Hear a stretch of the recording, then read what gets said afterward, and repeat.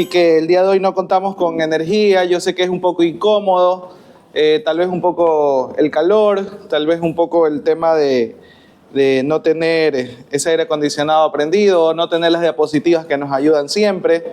Sin embargo, yo le animo a que no se distraiga, no se desanime, y que pues yo me bajaba del carro y tomaba el consejo del señor que estaba en el portón. Me decía: pastor, ¿cómo está? Buen día. No, aquí estamos sin luz. Le dije: sí, estamos sin luz. Y me dice: pero no se preocupe porque ahí está la luz de Dios. Mire, ¿ves? Está la luz de Dios. Y yo lo quedé mirando y me dijo: Dios te bendiga, pastor. ¡Qué ánimo! Yo decía: es el primer ujier que me encuentro, que no es de la iglesia, pero está ahí en el portón. Y me animó mucho. Y decía: es verdad, tengo que entrar con ánimo, no triste porque no va a haber aire, no va a haber luz, sino con ánimo, porque la luz del Señor nos alumbra el día de hoy. Su misericordia es nueva hoy para con nosotros. Así que ánimos, iglesia. Me gustaría que me acompañe a orar para que el Espíritu Santo obre en nuestros corazones y nos guíe en sabiduría para entender su palabra. Amado Dios, gracias te damos, Dios, por la oportunidad que nos das de estar hoy reunidos acá, Señor. Permítenos poder venir a tu palabra, poder entenderla, poder discernirla, pero también, Señor, para que tengamos la fortaleza, la entereza de ponerla en práctica, Señor. Que podamos vivir lo que hoy aprendemos, que no se quede solamente en nuestra mente, sino que, Señor, se quede grabada en nuestros corazones, Señor, para siempre. Gracias te damos, Padre, porque sabemos que es por ti que estamos aquí. En el nombre poderoso de Jesús. Amén y amén. Ok, el día de hoy comenzamos una nueva serie que vamos a estar tocando durante todo este mes de diciembre. En este mes de diciembre vamos a comenzar desde el día de hoy con una serie que nos va a llevar a la reflexión a propósito de que estamos ya en el mes que celebramos la Navidad. Y vamos a estar reflexionando acerca de no solamente cuándo nació Jesús o por qué nació Jesús, sino quién mismo fue quien nació. Una fecha, aunque no exacta, sabemos que no fue exacto en la fecha que los cristianos celebramos la Navidad, sino tal vez fue en otra fecha, pero el significado y quién realmente es Jesús, vamos a estar reflexionando durante estos domingos. Así que normalmente en esta fecha no somos tanto de hacer estudios bíblicos, no lo digo como iglesia, como cristianos, sino que normalmente nos estamos concentrando ¿en qué? Nos estamos concentrando tal vez en fortalecer los vínculos familiares, afectivos, con los compañeros de universidad, del trabajo. Esta fecha es la que más reencuentros se hace con los compañeros del colegio, de la escuela, no sé, familiares que no vemos, y dedicamos mucho esfuerzo para poder tener esas cenas, esas reuniones navideñas. También dedicamos un poco de esfuerzo en decorar las casas. Mira, esta semana estuvimos decorando un poquito con ambiente navideño la iglesia, así también algunos lo hacen en sus casas, ponemos los foquitos, ponemos por ahí los arreglos. Cuando son las cenas nos esforzamos por ir con nuestros mejores trajes, con nuestras mejores galas, y tratamos no de estar acorde a las festividades. Y ni qué se diga de los regalos. También es un tiempo para poder mostrar generosidad y por allí en las cenas o a un intercambio de regalos o a los niños por ahí, porque ya los que estamos grandes ya no nos dan regalo en Navidad, pero así es, ¿no? Ya ni los cumpleaños a veces los celebramos ya pasado de los 18, creo yo.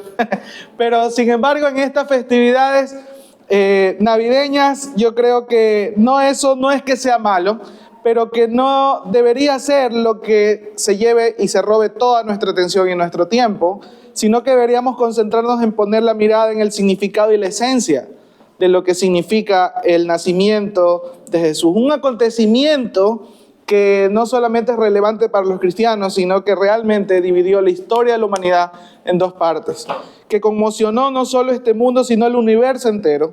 Y entendemos lo que Dios quiere decirnos a través de Jesucristo cuando reflexionamos en el significado de su nacimiento.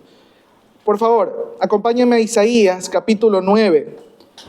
Isaías capítulo 9, por favor, es el pasaje no solamente central de hoy, sino el cual vamos a estar tomando para poder reflexionar y tener la serie de sermones durante los domingos de diciembre. Isaías capítulo 9 y vamos a leer los versículos 6 al 7. Isaías capítulo 9, versículos del 6 al 7, por favor. Si alguien no tiene Biblia, pudiese alzar la mano y un ujier le puede también llevar una Biblia, si es que no tuviese Biblia usted. Isaías capítulo 9, versículos 6 al 7, lo voy a leer en la versión Nueva Traducción Viviente. Si usted lo tiene en otra versión, sígalo con su mirada. Dice, versículo 6, pues nos ha nacido un niño, un hijo se nos ha dado. El gobierno descansará sobre sus hombros y será llamado Consejero Maravilloso, Dios Poderoso, Padre Eterno, Príncipe de Paz. Su gobierno y la paz nunca tendrá fin. Reinará con imparcialidad y justicia desde el trono de su antepasado David por toda la eternidad. El ferviente compromiso del Señor de los ejércitos celestiales hará que esto suceda. Estos versículos que acabamos de leer son parte de las profecías del profeta Isaías. Esta profecía es parte de un mensaje de juicio que el profeta anuncia, pero también es parte de un mensaje de esperanza. Recordemos que cuando vamos al Antiguo Testamento y vemos el mensaje de los profetas, la mayor parte del mensaje de los profetas fue dado en dos componentes. Un mensaje de juicio, reprendiendo la idolatría, reprendiendo la desobediencia del pueblo de Dios, pero por otro lado, Dios extendiendo su misericordia y diciéndoles, si ustedes se arrepienten, si confían en mí, si ustedes hacen lo que yo les digo, yo los restauraré, yo me volveré a ustedes. Oren, pidan, clamen, vuélvanse a mí, que hay esperanza. Y estos versículos que acabamos de leer son parte de un mensaje que da el profeta de parte de Dios al pueblo, específicamente a Judá. A estas alturas, el pueblo de Dios, Israel, ya estaba dividido en el reino del norte y el reino del sur, e Isaías en esta porción le está escribiendo específicamente al pueblo de Judá, es decir, a la región del sur. Y les habla acerca de las consecuencias que habría por su idolatría, por su desobediencia, pero les da una esperanza y les habla acerca del nacimiento de un Mesías. Si nos vamos un poquito más atrás en Isaías 7:14, es donde se menciona un pasaje muy conocido. Isaías 7:14 dice, muy bien, el Señor mismo les dará la señal. Miren, la Virgen concebirá un niño, dará a luz un hijo y lo llamarán Emanuel, que significa Dios está con nosotros. Ese pasaje es muy conocido. La mayoría hemos escuchado acerca del nombre de Jesús de Emanuel, que es algo también que está en el Nuevo Testamento. Y en ese mensaje que da Isaías el profeta, se nos menciona aquello, y en el capítulo 8 se advierte de una invasión que habría de venir por parte de los asirios, que comenzaría desde la región del norte. Pero les hace un llamado a los de Judá, al reino del sur, a que pongan su confianza en el Señor para que nada les suceda y que esa invasión que venía desde el norte no vaya a traerles consecuencias a ellos. Y que esperen en Él y que obedezcan sus instrucciones y no hagan otras alianzas y no escuchen a otros. Ese es el contexto del versículo que acabamos de leer. Por ejemplo, si leemos desde el capítulo 8, por favor, leímos el 9, vayámonos un capítulo antes, el versículo 8, del versículo 19, en adelante dice el profeta, tal vez alguien les diga, versículo 19 del capítulo 8, tal vez alguien les diga, preguntemos a los médiums o a los que consultan los espíritus de los muertos. Con sus susurros y balbuceos nos dirán qué debemos hacer. ¿Pero acaso no deberá el pueblo pedirle a Dios que lo guíe? ¿Deberían los vivos buscar orientación de los muertos? Busquen las instrucciones y las enseñanzas de Dios. Quienes contradicen su palabra están en completa oscuridad. Irán de un lugar a otro fatigados y hambrientos. Y porque tienen hambre, se pondrán furiosos y maldecirán a su rey y a su Dios. Levantarán la mirada al cielo y luego la bajarán a la tierra, pero donde quiera que miren habrá problemas, angustia y una oscura desesperación. Serán lanzados a las tinieblas de afuera. Y luego de esto, que habla de este juicio que podría devenir sobre ellos si es que ellos no atienden el consejo del Señor y se dejan de estar escuchando malos consejos, se dejan de estar escuchando a aquellos que están ahí, hechos los chamanes, hechos los que tienen mucho conocimiento o tienen mucha sabiduría ancestral o espiritual. En el capítulo 9, por favor, sigamos leyendo, se menciona que esa oscuridad tenía un contraste, que esa oscuridad habría de acabar. Si vamos al capítulo 9, ahora lo voy a leer en otra versión Reina Valera. Isaías capítulo 9, luego que habla de esas tinieblas que querían a causa de esa invasión de Asiria, el pueblo de Dios. El versículo 9 en adelante dice: mas no habrá siempre oscuridad para la que está ahora en angustia, tal como la aflicción que le vino en el tiempo que livianamente tocaron la primera vez a la tierra de Zabulón y a la tierra de Neftalí, pues al fin llenará de gloria el camino del mar de aquel lado del Jordán, en Galilea de los gentiles. El pueblo que andaba en tinieblas vio gran luz. Los que moraban en tierra de sombra de muerte, luz resplandeció sobre ellos. Multiplicaste la gente y aumentaste la alegría. Se alegrarán delante de ti como se alegran en la siega, como se gozan cuando reparten despojos. Porque tú quebraste su pesado yugo y la vara de su hombro y el cetro de su opresor, como el día de Madián. Porque todo calzado que lleva el guerrero en el tumulto de la batalla y todo manto revolcado en sangre serán quemados, puestos del fuego. Porque un niño nos es nacido, hijo nos es dado, y el principado sobre su hombro, y se llamará su nombre admirable, consejero, Dios fuerte, Padre eterno, príncipe de paz. Lo dilatado de su imperio y la paz no tendrán límite sobre el trono de David y sobre su reino, disponiéndolo y confirmándolo en juicio y en justicia desde ahora y para siempre. Y el celo de Jehová de los ejércitos hará esto. Esta profecía se dio unos 750 años antes que el Mesías naciera. Y no sé si usted se da cuenta, pero cuando el profeta lo menciona, lo dice, y nosotros lo leemos, lo está haciendo como hablando de algo que ya pasó. Un hijo se nos ha sido dado, un niño se nos fue entregado. Es como si ya hubiese pasado, y hay muchos que se ponen a razonar, y yo también cuando leí esto decía, ¿por qué? Si la profecía es algo que habría de venir. Esto se escribe 750 años del Mesías. Pareciera a nosotros que lo leemos, tal vez decimos, sí, es verdad, un niño se nos fue dado, sí, es verdad, nació Emmanuel, nació Jesús, pero ¿por qué aquí se nombra en pasado? Y algunos dicen, claro, es que estas palabras no fueron del profeta, estas palabras venían de Dios. La pregunta es, ¿cuándo Dios estableció que el Mesías habría de venir? ¿Cuándo Dios, en su plan maravilloso, estipuló, ordenó para que nosotros tuviésemos por medio de Jesús un plan redentor? Esto ocurrió desde la creación misma y nosotros lo encontramos en Génesis cuando Adán y Eva pecan. Hay una profecía que habla de Jesús. El versículo capítulo 3:15 dice: y pondré enemistad entre ti y la mujer, y entre tu simiente y la simiente suya.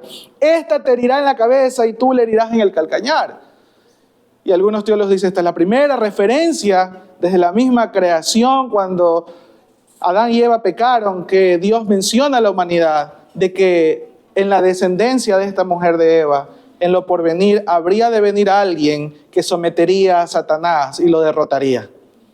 Entonces, este mensaje de que nacería un Mesías no fue algo que se le ocurrió a Dios en el momento cuando Adán y Eva pecaron o cuando el pueblo de Dios estaba en tinieblas, estaba en oscuridad, estaba siendo azotado o iba a ser derrotado o perseguido o asediado por una nación y dijo, uy, ¿ahora qué hago? ¿Será que les doy salvación a esta gente? ¿Será que la merecen? Pero yo les dije alguna vez, no, Dios no actúa como nosotros, que nosotros muchas veces decidimos en el andar, decidimos tal vez incluso un poco pensando en las circunstancias del momento. No sé cuántos se han metido a algún tipo de negocio, proyecto, y alguien le ha dicho a usted, oye, pero ¿cómo lo vas a hacer si tú no sabes hacer eso? ¿Y qué decimos? En el camino aprendemos. Ahí vamos aprendiendo en el camino. Dios no es así. Dios no es así. Nosotros sí muchas veces tomamos el riesgo de tomar y hacer algo y en el camino irnos aprendiendo. Todos creo que lo hemos hecho en cierta ocasión.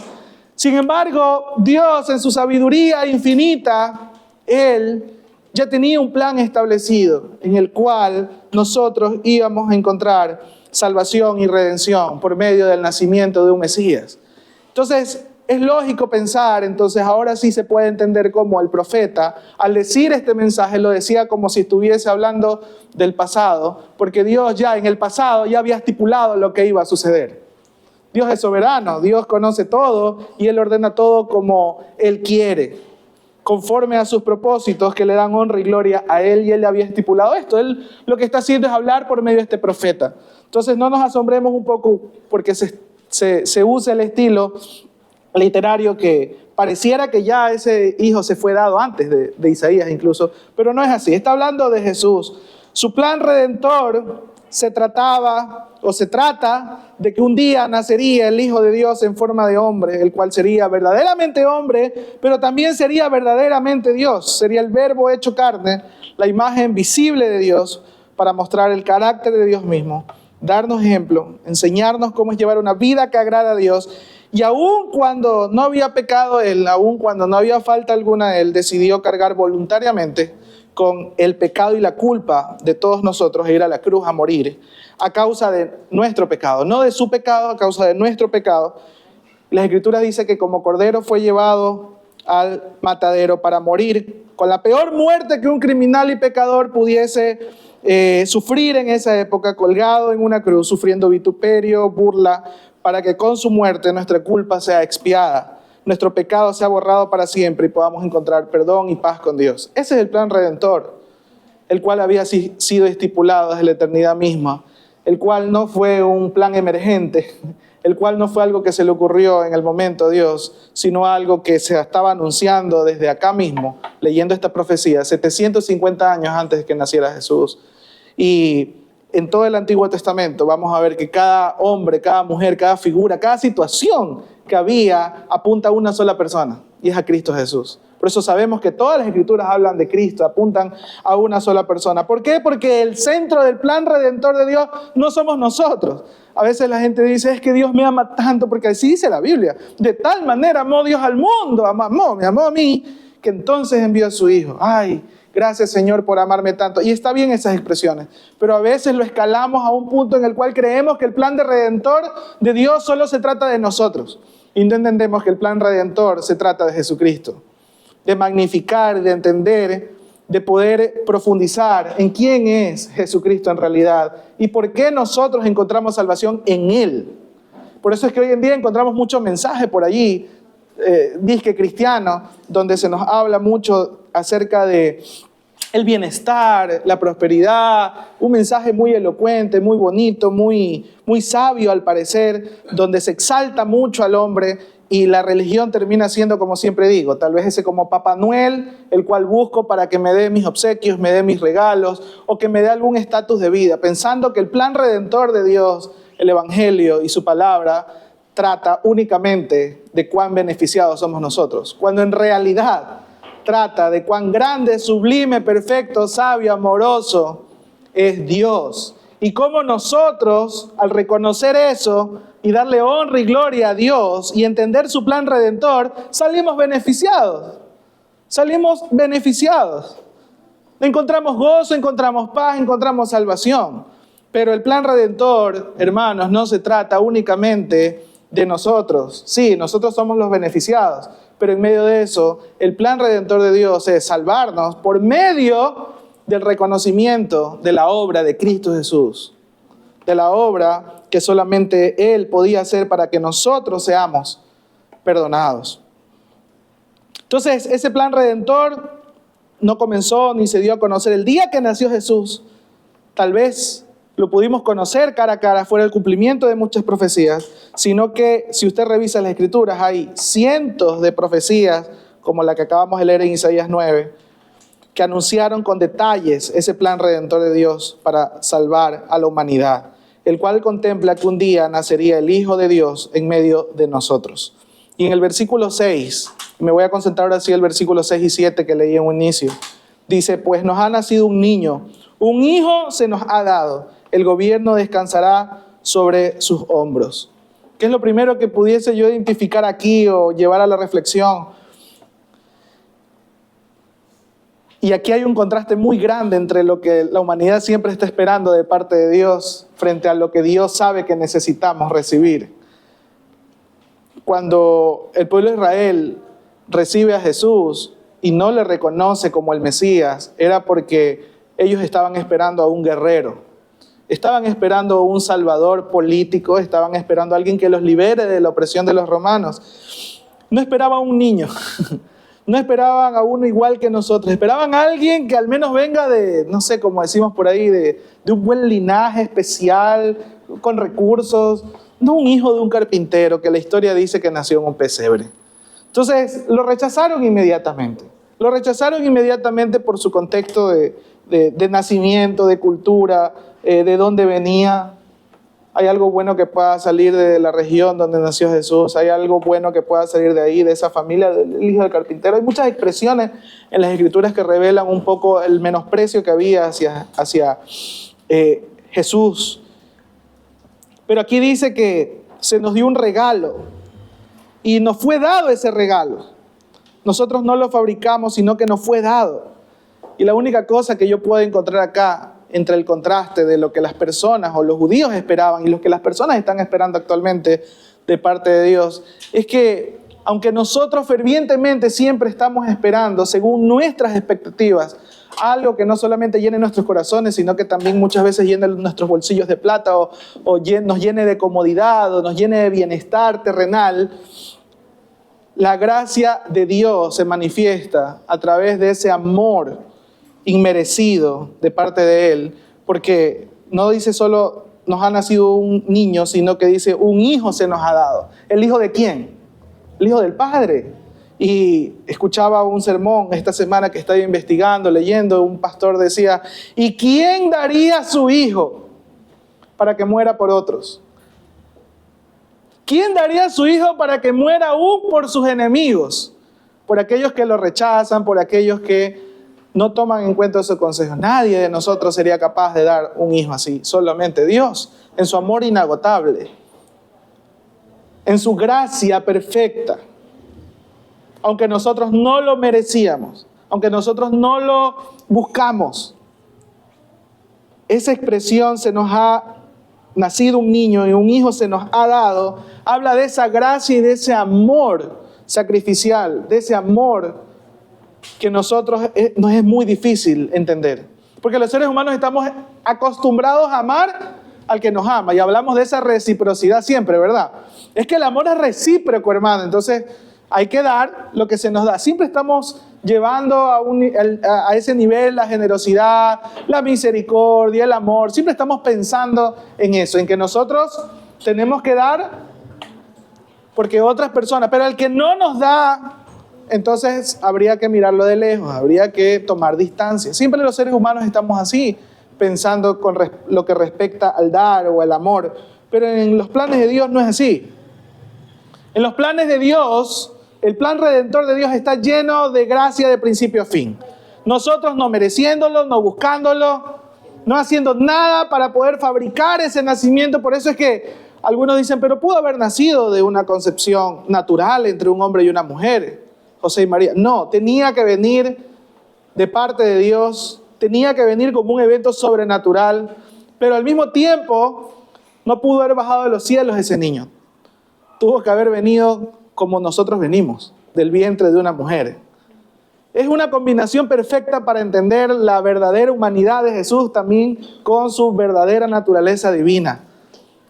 Qué hermoso es poder profundizar en esto, hermanos, porque la verdad es que muchos de nosotros podemos caer en decir, qué bonita es la Navidad, vamos a celebrar la cena, los cultos de Navidad, las iglesias, los regalos, nos reunimos, nos vestimos bien, celebramos la Navidad como el nacimiento del Mesías, pero no hemos entendido quién es ese Mesías, no hemos entendido quién es ese niño que nos fue dado.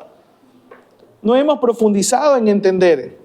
Cuando vino ese niño, lo recibieron, su pueblo lo recibió, entendió que ese era el niño al cual hablaba Isaías en sus profecías. El pueblo entendió, lo recibió. ¿Qué estaba haciendo el pueblo? ¿Qué estaba haciendo su pueblo cuando nació Jesús? Lo estaba esperando de manera que rápidamente identificaron y dijeron, ese es el Mesías que va a venir. Sí, claro, por supuesto, hagamos un buen lugar para que nazca. Y nació en un buen lugar siquiera. Y cuando creció, fue reconocido, escuchado por su pueblo. No, nada de eso ocurrió. Nada de eso ocurrió. Y ustedes dicen, ese pueblo inmoral, ese pueblo idólatra, ese pueblo. Nosotros somos semejantes mucho a ese pueblo hoy en día. Porque también se nos habla de Jesús. ¿Y qué vemos en nuestra sociedad? Una sociedad ocupada, preocupada por sus propios deleites, por su propio éxito, bienestar terrenal. Y cuando se les habla de Jesús, muy poco tiempo tienen para escucharle. muy poco tiempo nos damos para poder escudriñar más las Escrituras y conocer más a Jesús. Entonces, la generación de esa época no es diferente a la nuestra, es pecadora por igual. Es pecadora por igual, esperando de Dios algo que creemos merecer. Entonces, ¿qué nos merecemos? Decían los judíos. Nos merecemos un líder religioso, político y guerrero que nos saque de esta esclavitud o de este asedio que nos tienen impuestos los romanos, que nos hacen pagar tantos impuestos. Pero eso sí, que se someta a la religión de la época, ¿no? De lo que los predicaban los sacerdotes y fariseos en la época. Y Jesús vino a irrumpir todo, a cambiarlo todo. Vino de manera totalmente inesperada, totalmente diferente a lo que ellos esperaban. Inesperado para ellos, pero entre los planes de Dios era más que esperado, había sido anunciado. Las Escrituras, Efesios 2, versículos 8 y 9, dice que por gracia sois salvos por medio de la fe, y esto no de vosotros, pues es don de Dios, es regalo de Dios, no por obras para que nadie se gloríe. La salvación no viene de parte de Dios porque nosotros la hayamos fabricado, nosotros la hayamos merecido, nosotros hayamos hecho algo. La salvación y el plan redentor de Dios y ese hijo y ese niño se nos fue dado porque sencillamente a Dios se le plació en medio de su misericordia, un regalo de Dios. ¿Y por qué somos salvos? Porque nosotros, por medio de la predicación del Evangelio, podemos poner una confianza y una fe en que así es.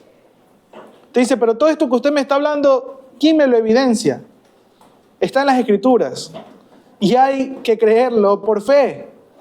Dice, pero realmente esto es intangible, esto no, ¿cómo lo demuestras? ¿Cómo lo ves? Yo siempre cuando converso con alguien que me dice, pero demuéstrame que Dios existe, que Dios es real, o sea, dame las evidencias así que yo pueda creer. Yo le digo, y siempre lo menciono aquí, o sea, no te basta con mirar al cielo y mirar a tu alrededor y mirar la creación. No te basta con poder ver cómo el mensaje de Cristo ha permanecido a lo largo de no cientos, sino miles de años. El mensaje de Dios ha permanecido hasta el día de hoy. ¿Cuántos mensajeros o falsos mesías han llegado de los cuales su mensaje o su persona mismo se ha dilatado y ha caducado? Y ha expirado. Sin embargo, el mensaje de Dios sigue transformando vidas. ¿Quieres ver la evidencia de que Dios es real? Entonces conversa con alguien. Dile, cuéntame tu testimonio. Cuéntame quién eras antes de conocer a Cristo y cuéntame cómo es ahora. Que es la pregunta que hacemos cada vez que alguien se bautiza. Y entonces allí tendremos la evidencia de que Dios es real. La evidencia de que la palabra de Dios, cuando tú comienzas a vivirla, a experimentarla, y la crees por fe, evidencia quién es Dios en realidad, su carácter, su soberanía, su amor inagotable. ¿Quién da a Jesús? Lo da el Padre, porque dices, un hijo se nos ha dado. Esto no solamente habla del origen de Jesús, sino de ese amor sacrificial. Un padre dando a su hijo, aun cuando ninguno de nosotros lo haría. Y luego dice, el gobierno descansará sobre sus hombros. ¿Quién pensaría, no? Que un niño nacido en un pesebre, literalmente en medio de animales, donde ni siquiera su mamá tuvo un espacio donde poder dar a luz dignamente, tendría sobre sus hombros un reinado eterno, superior, que no tendría fin. ¿Quién pensaría eso? Yo esta semana que arreglamos un poco la iglesia, le decía, sería bonito tener un pesebre debajo del arbolito que pusimos. Y normalmente los pesebres, obviamente, pues es un poco difícil encontrar un pesebre del tamaño, en realidad, como habrá sido en esa época, ¿no? Con grandes, ¿no? Hacemos miniaturas siempre, ¿sí o no? Yo siempre en los pesebres he visto que hacemos. Y cada vez hay más chiquitos. De hecho, el otro día vi un concurso de pesebres en miniatura, muy chiquito, pero bien hermoso, con toda la historia bíblica y todo. Yo digo, es verdad, normalmente reducimos el nacimiento del Mesías y lo ejemplificamos, lo ilustramos con un pesebre, ¿verdad? Y ahí lo tenemos tal vez debajo del árbol, en algún sitio, o en su barrio, tal vez, no sé, si hacen un pesebre, y ahí están los dibujitos, los animalitos y todo. Pero hermanos, eso se ve tan bonito, pero al mismo tiempo es tan chiquito. Realmente eso solamente como ilustración, tal vez sí, como adorno, tal vez sí, pero ¿entendemos la magnificencia del niño que está ahí? Del niño que habría de nacer. ¿Quién era ese niño? El Hijo de Dios, sobre el cual descansaría un gobierno eterno. El Rey del universo ha nacido. ¿Me explico? No es solamente un bebé allí indefenso, rodeado de animalitos, pobrecito el niño, ¿no? No tuvo dónde dormir. Y ahí le ponemos, ¿no? Las pajitas y todo, ahí pobrecito el bebé. Y nos reunimos en la cena de Navidad y al siguiente día, creo, yo nunca he tenido un pesebre, pero creo que al siguiente día de Navidad es que se pone ahí el niño Jesús. Mientras tanto creo que está vacío. Normalmente no es una tradición familiar mía, pero he podido ver más o menos cómo lo ejemplifican, lo ilustran. Pero digo, entendemos que ese niño así todo chiquito que lo ilustramos en los pesebres, o ese niño indefenso, que muchas veces vemos sobre él, sobre sus hombros estaba cargado el reinado eterno que habría de tener solamente una persona, un hombre, Jesucristo, como Rey y Salvador de la humanidad. ¿Entendemos aquello?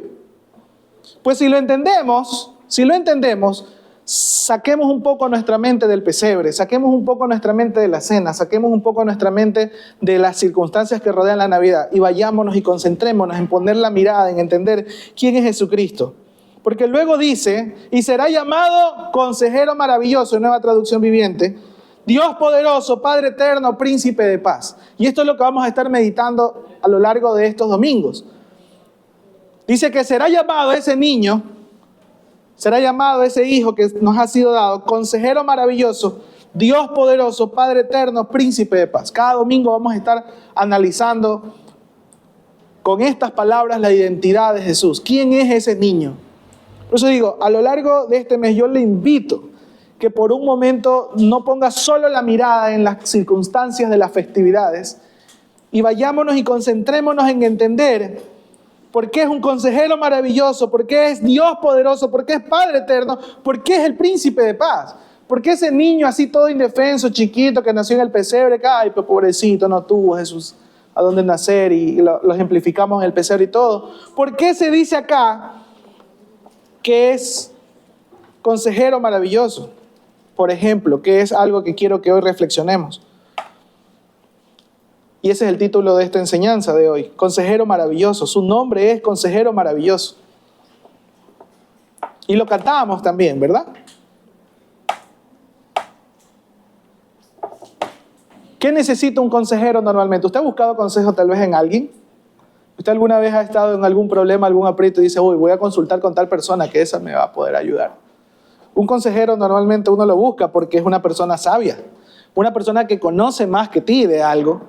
Y cuando hablamos de Jesucristo, hablamos de no solamente alguien que conoce más que nosotros acerca del Padre, o alguien que conoce más la religión que nosotros, sino que las Escrituras dicen que Él es la sabiduría misma.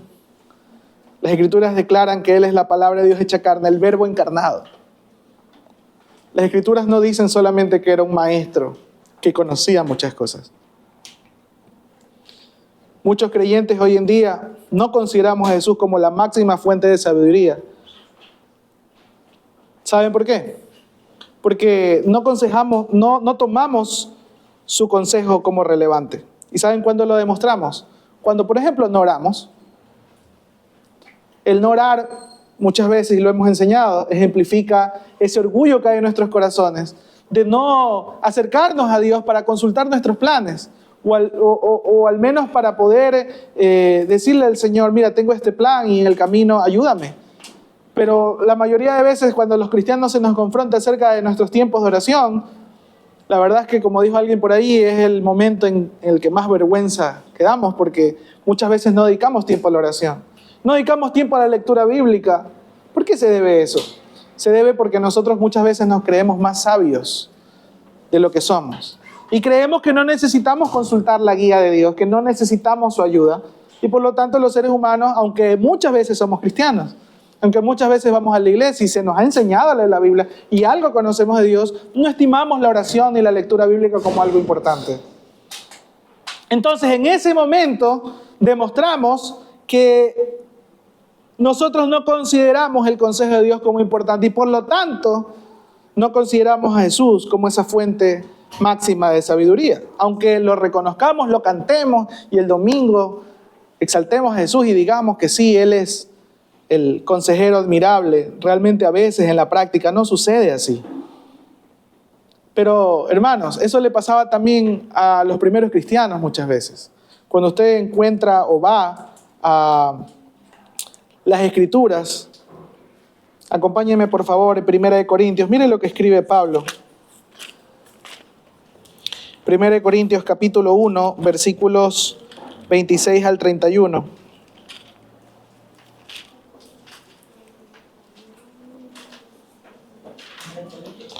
Primera de Corintios, capítulo 1, versículos 26 al 31, Pablo les escribe a los corintios y les dice, pues mirad, hermanos, vuestra vocación, que no sois muchos sabios según la carne, ni muchos poderosos, ni muchos nobles, sino que lo necio del mundo escogió Dios para avergonzar a los sabios, y lo débil del mundo escogió Dios para avergonzar a los fuertes.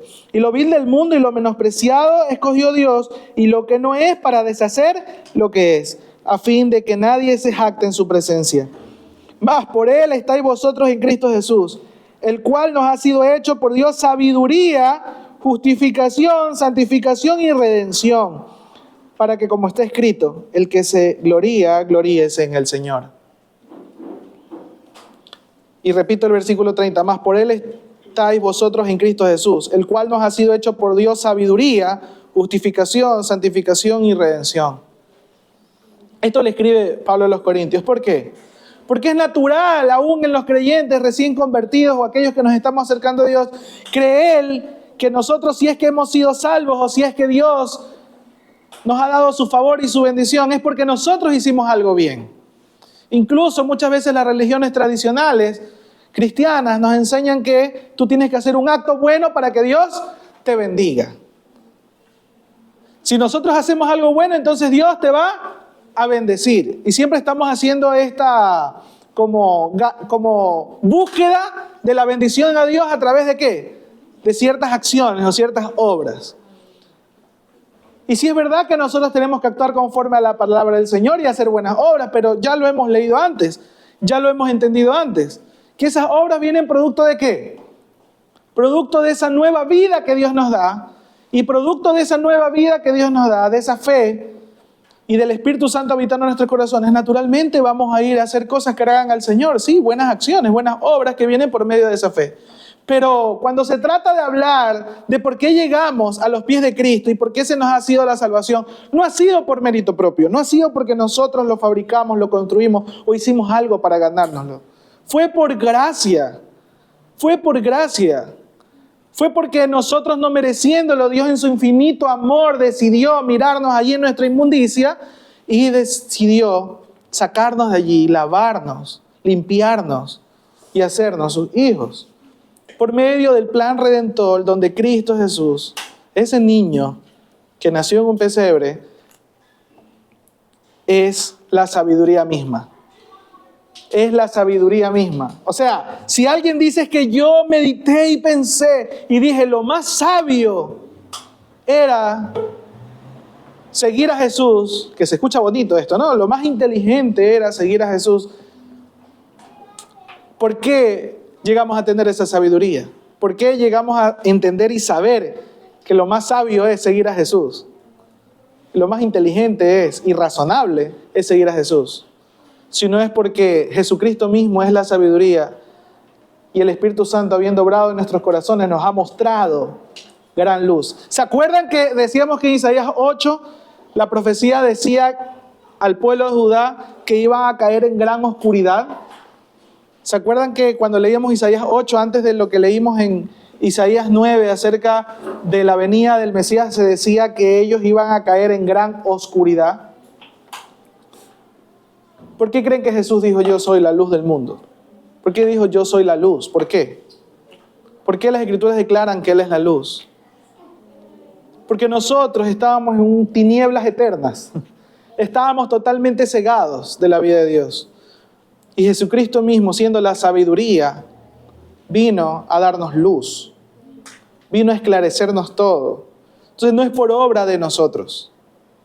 No es porque nosotros somos los pilas, los inteligentes, los guapos, los sabelotodos, sino porque Dios en su infinita gracia nos ha permitido ver, a través de la predicación de su evangelio y la obra del Espíritu Santo, ver con claridad de qué se trata la vida.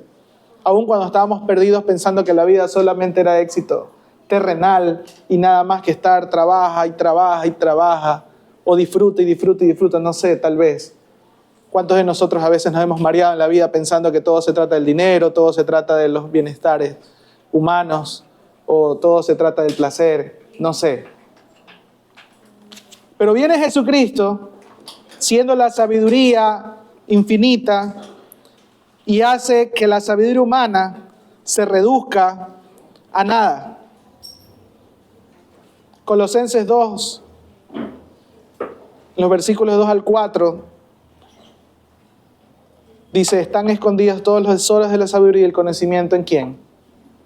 ¿En quién están escondidos todos los tesoros de la sabiduría y del conocimiento? En Jesucristo. ¿Hay alguien que se pueda parar aquí o en la humanidad entera a decir que es más sabio que Jesús? ¿Hay alguien que pueda decir que es tan sabio que descubrió a Dios? ¿Hay alguien que pueda decir que es tan sabio que pudo estipular un camino y una forma de llegar a Dios? No, no existe tal cosa, no existe tal persona. Solamente la persona de Jesús es el único que ha podido mostrar su sabiduría al poder no solamente mostrarnos, enseñarnos el plan redentor de Dios, sino que ponerse en el centro y cargar sobre sus hombros lo que implicaba poder ser nuestro Salvador. Jesús no es el típico consejero que nos dice lo que queremos escuchar y que nos exalta y que nos llena de orgullo. Él siempre nos dirá lo que es verdad, aunque eso nos incomoda, nos duela o nos traiga persecución. Y hay muchos en este mundo que nos hablarán con mentiras vestidas de verdad, nos dirán palabras lógicas, bonitas, agradables al oído, pero hemos de tener cuidado. Yo he escuchado esa frase, ¿usted la ha escuchado? Que dice, oh, lo que acabas de decir, la verdad lo he meditado, pero no encuentro fallas en su lógica. Ya lo han hecho meme, ¿verdad? No encuentro fallas en su lógica. La verdad que tiene toda la razón. Y andamos por allí escuchando a lo que más lógico parece, a lo que más bonito suena, o a lo que nosotros queremos escuchar, porque eso nos es agradable, según nuestra cosmovisión de vida, según nuestro entender. Según lo que nosotros creemos que es correcto, cuando en realidad a quien deberíamos escuchar, aunque no nos guste, es a la fuente de sabiduría infinita que es Jesucristo. Cuando decimos que Jesús es admirable consejero, estamos hablando de alguien en quien habita y quien es la sabiduría máxima que nosotros pudiésemos escuchar, entender o al menos percibir frente a nosotros. Tengamos cuidado, hermanos, porque muchas veces en nuestro caminar diario, en vez de consultar a Dios, venir a las Escrituras y escuchar al admirable consejero, abrir nuestro corazón a Dios, a decirle, Señor, necesito tu consejo y necesito tu ayuda para tomar una decisión. La mayor parte del tiempo lo que estamos haciendo es consultando a otros. Y no digo que esté mal pedir consejo de otros, pero tengamos cuidado cuando el consejo que viene de parte de quienes nosotros escuchamos, esas personas nos dicen, no, pero es que es mejor hacerlo así. Tú dices, oye, pero como que eso no está, no, suena bien, suena lógico, suena bastante prometedor, pero realmente no es algo que está en las Escrituras.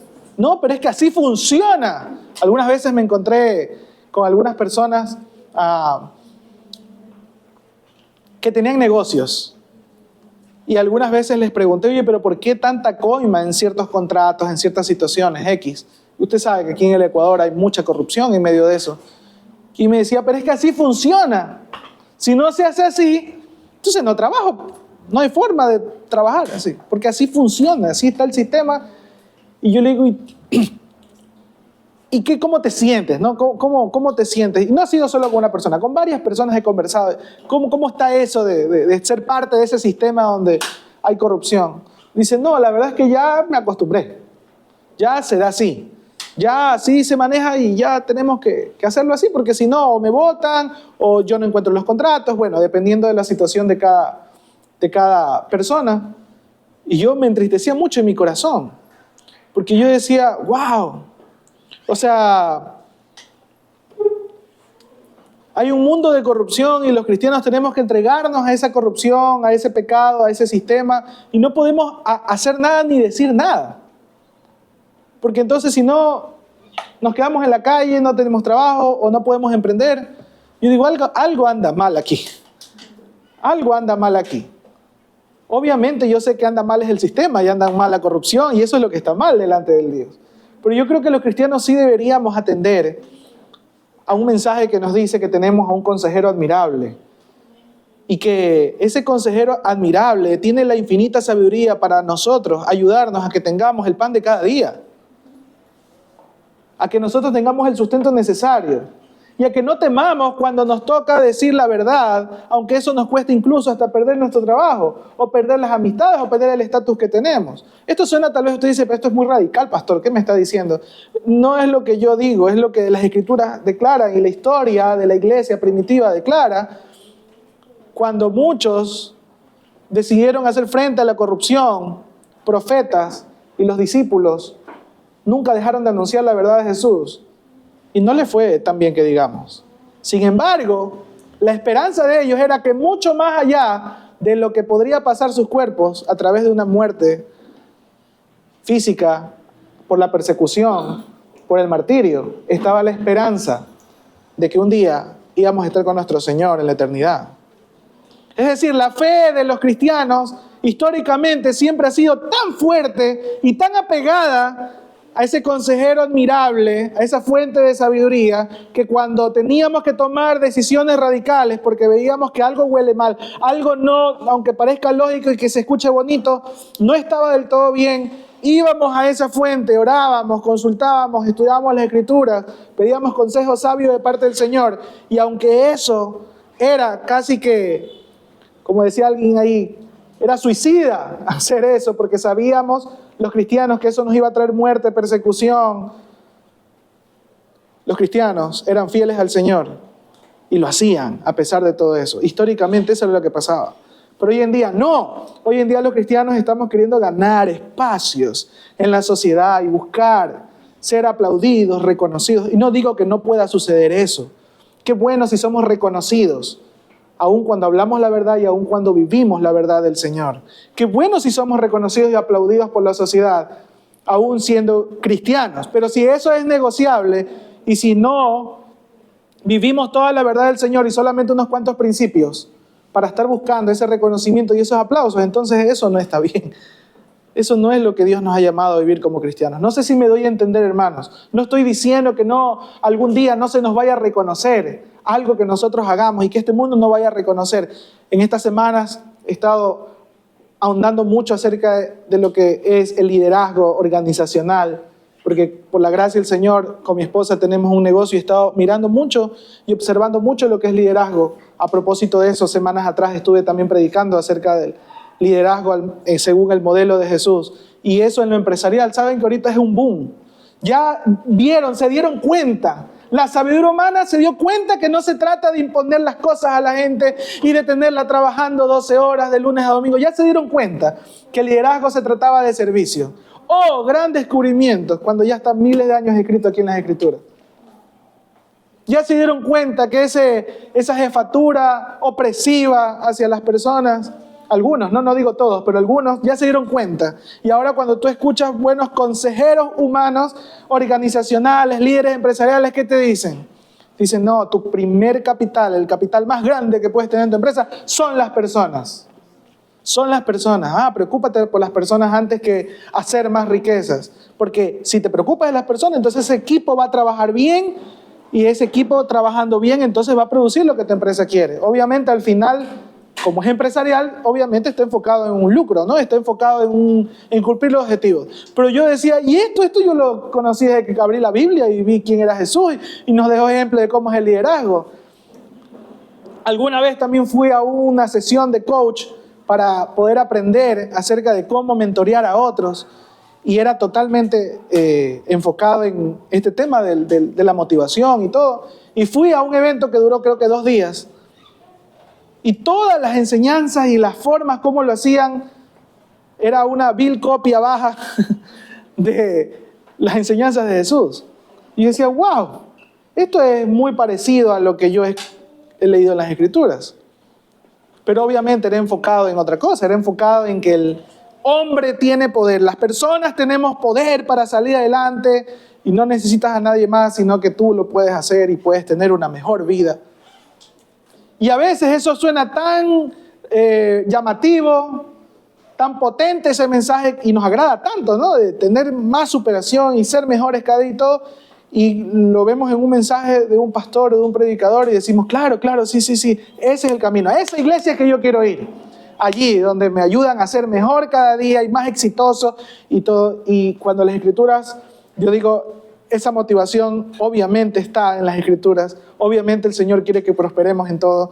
Pero muchas veces tenemos que decirle, Señor, perdóname porque no he escuchado tu consejo. Alguna vez comenté acá que me encontré un señor muy humilde en una reunión que teníamos en casa, que estaba escuchando la palabra del Señor en un grupo de estudio bíblico con mi papá y le preguntaba al Señor, yo le decía, ¿usted qué se dedica? Y me decía, yo vendo frutas.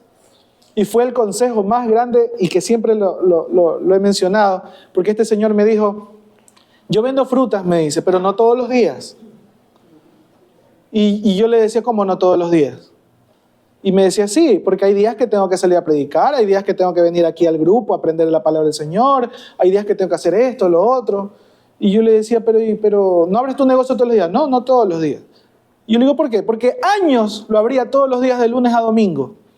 Y la verdad es que por más que yo trabajaba, la verdad es que todo el dinero se iba. Nunca encontraba verdaderamente como encontrar el recurso que necesitaba. Hasta que un día conocí a Cristo y aprendí a trabajar con Dios.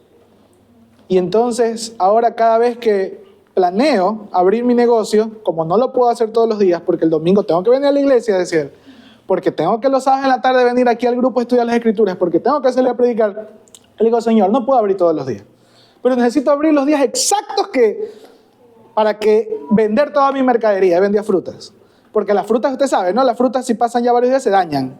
Entonces decía, necesito abrir los días exactos. Y me dice, y comencé a orar. Y comencé a buscar sabiduría del Señor. Y ahora yo salgo cuando Dios me dice sal, porque ese día se vende todo. Y yo decía, oye, yo no trabajo así. yo no trabajo así.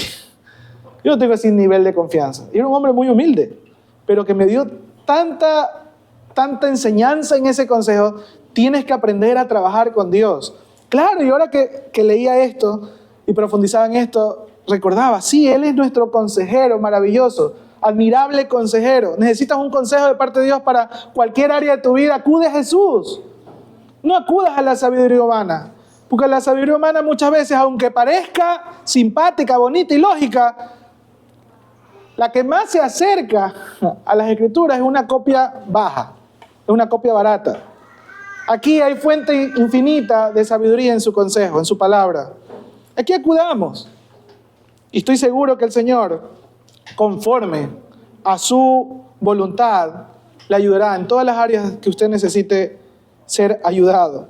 Y no le prometo riquezas porque aún digo, hay algunos que estamos como el joven rico queriendo agradar a Dios, pero necesitamos renunciar a ciertas cosas. Entonces, Dios nos dará, un sabiduría para eso, para no prosperar en ciertos aspectos, en los cuales nuestro corazón primero necesita prepararse antes de encontrar esa verdadera prosperidad en Dios. Entonces, tengamos mucho cuidado de esos consejos, porque el pueblo se encontraba en Isaías 8, ¿se acuerdan? ¿Qué leímos desde el versículo 19 al 22? ¿Qué estaban buscando? ¿O qué les decía el profeta que no busquen, mejor dicho? Porque la gente estaba acostumbrada a hacer. En Isaías 8:19 decía, tal vez alguien les diga, preguntemos a los medium, a los que consultan los espíritus de los muertos con sus susurros y balbuceos, nos dirán qué debemos hacer. Pero ¿acaso no deberá el pueblo pedirle a Dios que lo guíe? ¿Deberían los vivos buscar orientación de los muertos? Busquen las instrucciones y las enseñanzas de Dios. Quienes contradicen su palabra están en completa oscuridad. Irán de un lugar a otro, fatigados y hambrientos, porque tienen hambre. Se pondrán furiosos, maldicirán a su rey y a su Dios. Levantarán la mirada al cielo y luego la bajarán a la tierra. Por donde quiera que miren, habrá problemas. Y luego ya cuando leemos el capítulo 9, vemos cómo viene ese contraste a esa oscuridad. ¿Por qué viene la oscuridad? Porque muchas veces escuchamos a consejeros que no debemos. ¿Cuánta gente no dice, es que me voy a consultar al brujo, me voy a consultar a X persona. De verdad, es parte de nuestra cotidianidad. Yo pensaba que esto solamente es en ciertas regiones de Ecuador, cierta gente nomás.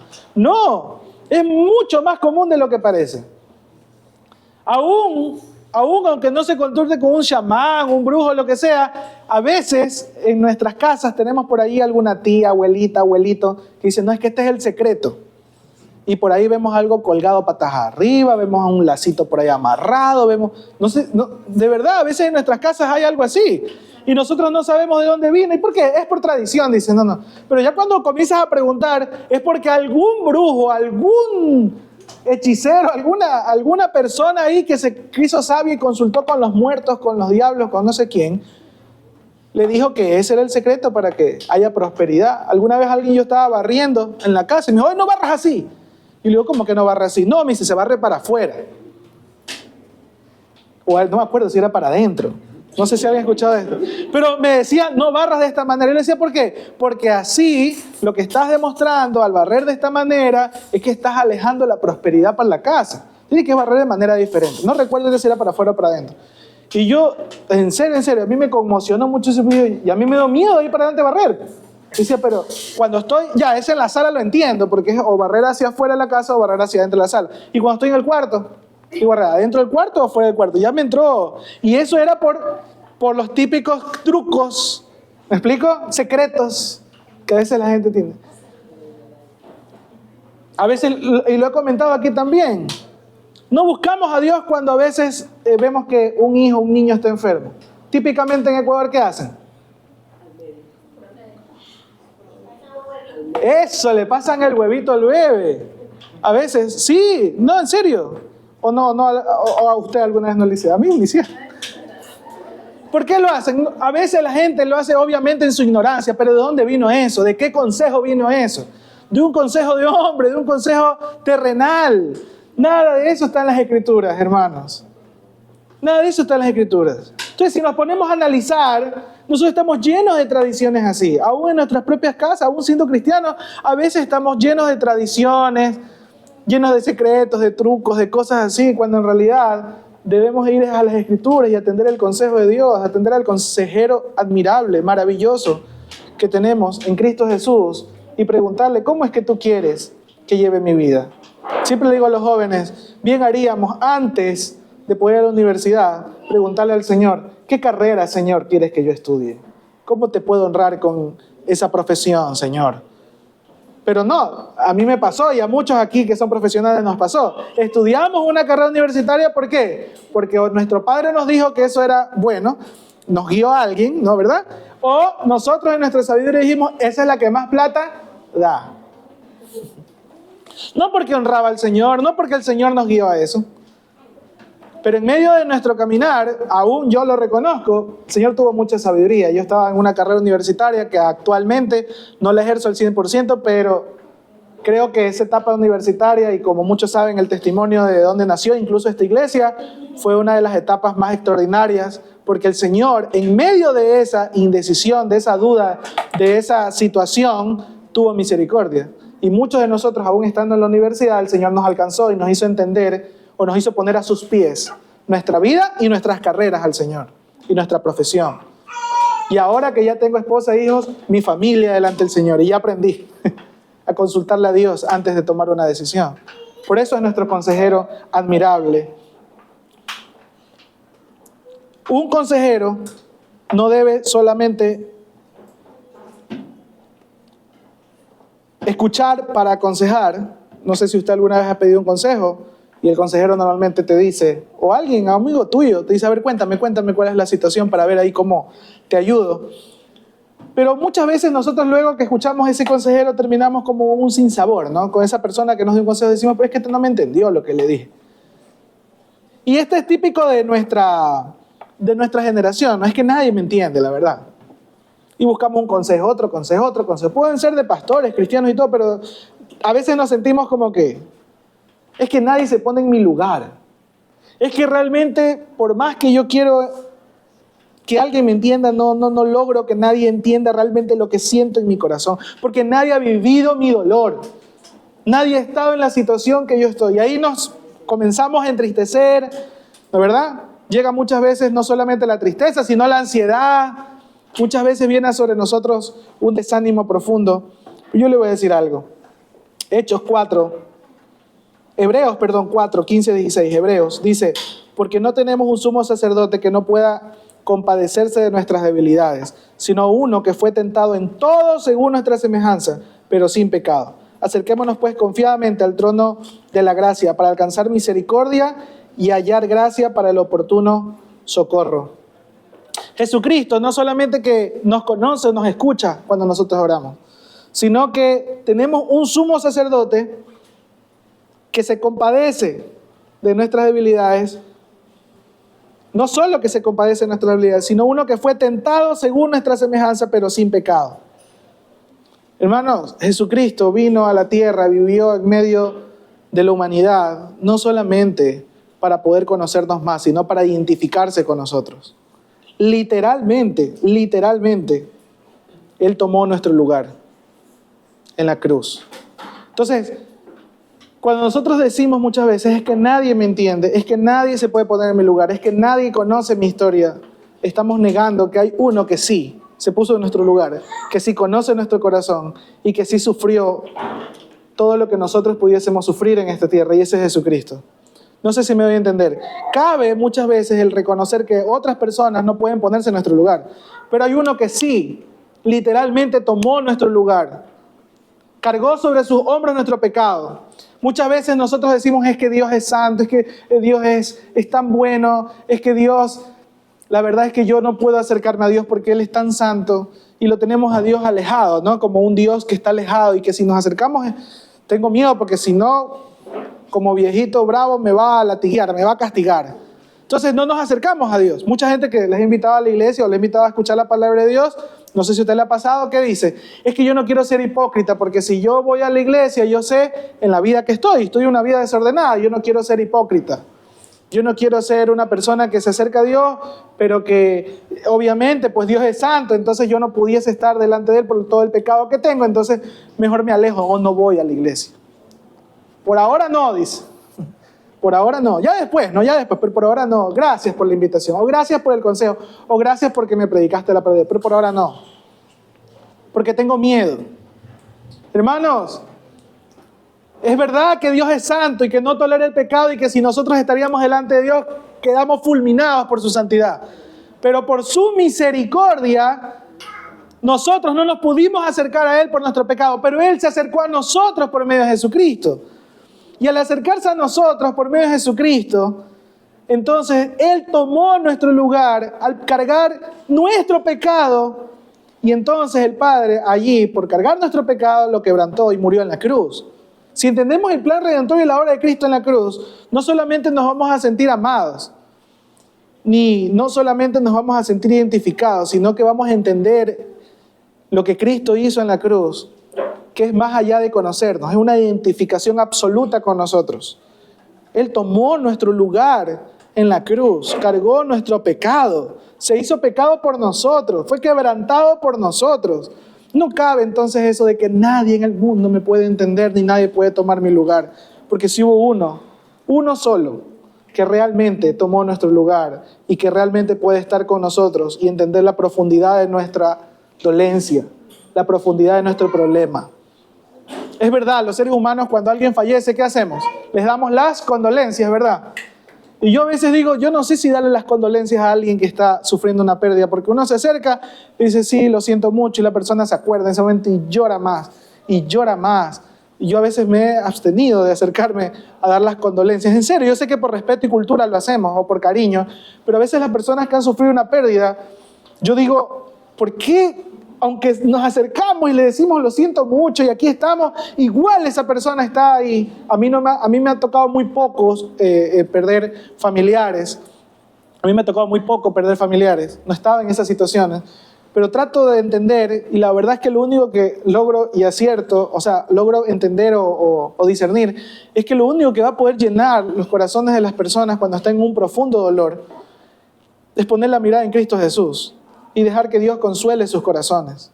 Entonces bien hacemos más bien en vez de decirles yo estoy contigo, aquí estoy en tu dolor, es decirles Dios está contigo. y conducir la mirada de las personas que estamos en dolor, en ansiedad, en depresión, en tristeza, con problemas, conducir la mirada a Cristo. Sí, pero es que mi problema es tan grande y mi pecado es tan grande. Sí, todo eso tiene solución en Cristo. No es que nadie me puede entender. No, sí, hay uno que te puede entender. Yo tal vez no te puedo entender. Es verdad, yo no me puedo poner en tus zapatos, pero hay uno que sí se puso en tus zapatos. Dice, pero es que yo he pecado y las consecuencias son ya grandes. Todo eso lo cargó Cristo en la cruz y Él tomó tu lugar. Hay esperanza, hermanos. Hay esperanza en medio del dolor. Hay consuelo en medio de la desesperanza. Hay consuelo en medio del pecado. Hay solución. La gente siempre dice, ¿no? Para todo hay solución, menos para la... Eso es mentira. En Cristo hay solución para la muerte. Eso es mentira. Y a veces lo decimos. En Cristo hay solución para la muerte. Admirable consejero. Guardemos en nuestro corazón, hermanos. ¿Quién es Jesucristo? Como fuente más grande y eterna de sabiduría. Y dejemos que su consejo no solamente nos ayude a ser mejores personas en la tierra, porque la gente a veces busca sabiduría de Jesús para ser mejores aquí en la tierra. Dejemos que su consejo nos transforme el corazón. Dejemos que su consejo y su palabra, su sabiduría, transforme nuestra vida, para que podamos vivir vidas agradables al Señor. Dejemos de pensar por un momento en todos los beneficios terrenales, porque en realidad el reino de Él es un reino eterno, y Él no solamente nos quiere bendecir para esta vida, Él nos quiere bendecir para la eternidad. Y su bendición no solamente es tener más carros, más casas, más dinero. Eso es consecuencia de su bendición. La bendición más grande que nosotros podemos tener es tener paz con nuestro Creador. Es tener el gozo en nuestros corazones, que cuando nosotros oramos, tenemos un Padre que nos escucha y nos abraza, que nos consuela, que está con nosotros cada día, que el Espíritu Santo habita en nuestros corazones y tenemos a un guía, compañero y consejero admirable y fiel. ¿Por qué dice que es admirable? ¿Por qué dice que es maravilloso? Solamente vaya al Nuevo Testamento y vea las enseñanzas de Jesús, lo que provocaba en la gente. ¿Qué pasaba cuando Jesús hablaba? La gente dice que se quedaba atónita y lo único que podían hacer es glorificar a Dios y se llenaba de temor, dice en Lucas 5:26. Los discípulos en Marcos 10:24 dice que se asombraban de sus palabras. Y en Mateo 7:28-29 dice que cuando Jesús terminaba de hablar, la gente se admiraba de su doctrina porque les enseñaba como quien tiene autoridad y no como los escribas. El consejo de parte de Jesús, las enseñanzas de Jesús, su mensaje y su vida mismo es algo maravilloso, es algo admirable, es algo que no tiene comparación con cualquier ser humano, aún del más grande predicador, líder y cualquiera que se crea muy bacán. En esta generación nada ni nadie se compara a Jesús. Ese es el Mesías que en estas Navidades celebramos. En estas Navidades recordamos su nacimiento. Hermanos, no despeguemos la mirada de eso. Esta semana yo le invito, justamente hoy estamos 1 de diciembre, comienza el mes de Navidad. De verdad, les digo, por un momento, además de preocuparse, y está bien, de la cena, de los regalos, del árbol, la decoración, está bien, hermano, celebre todo lo que quiera celebrar, pero no despegue su mirada de entender y meditar y rogarle al Señor que le permita ver quién es Jesucristo en realidad. Y que Dios nos ayude a poner nuestra mirada en Él y nos ayude a reconocerle como la sabiduría infinita, como esa luz admirable, la única que nos puede sacar de la oscuridad y nos permita ver más allá de lo que ven nuestros ojos humanos y físicos. Que encontremos salvación en Jesucristo, que encontremos paz para con Dios en Jesucristo y que no sea un diciembre más, una Navidad más, sino que sea un mes en el cual tengamos un encuentro verdadero con Jesús. No esté esperando los retiros y los encuentros de las iglesias, hermanos. A veces la gente me ha dicho, oye, ¿cuándo es que hacen un retiro, pastor? Son chéveres porque uno ahí se conecta con Dios. Hermanos, conectémonos con Dios todos los días, allí, cerrar las puertas de nuestro cuarto, allí en la intimidad de nuestros hogares, con la palabra del Señor. Allí es el momento de encontrarnos con Jesús y de rogarle con todo nuestro corazón. Quiero ver, sácame de esta oscuridad, quiero ver, quiero entender. Quiero saber si es que estoy haciendo bien o quiero saber si es que los planes que tengo están bien. Señor, si no están bien, derríbalos. Acábalos. Si tienes que quitarme todo, quítalo con tal de poder llevar una vida que te agrade. Porque más allá de esta vida terrenal está la eterna, hermanos. Y un día estaremos cara a cara con Dios. Un día estaremos frente a frente a Dios. Y rendiremos cuentas. Y rendiremos cuentas. Y los únicos que tendremos éxito en ese juicio somos aquellos que hayamos puesto nuestra fe, nuestra esperanza, nuestra confianza en Jesucristo. Así que no dejemos pasar este mes que es bastante bueno para reflexionar en quién es Jesucristo y démosle la honra y la gloria al único que se la merece. Amén.